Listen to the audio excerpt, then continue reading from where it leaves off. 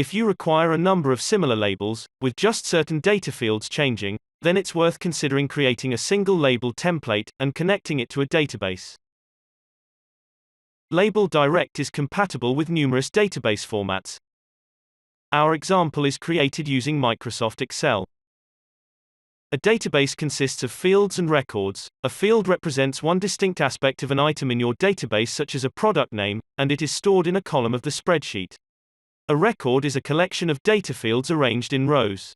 Start by deciding what fields you need your database to contain, and enter the titles of each field into a separate cell in the top row of the spreadsheet table.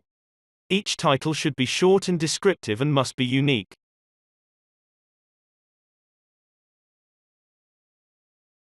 Now enter the data relating to each item you want in your database on a new line, conforming to the structure you have established on the first line.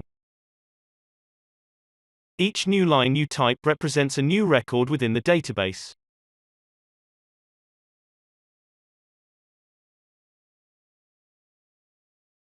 You may have as many records in your database as you wish. You may add, change or delete records within your database file as often as required. When you are done, make sure you save your database on the computer, giving it a unique and memorable name.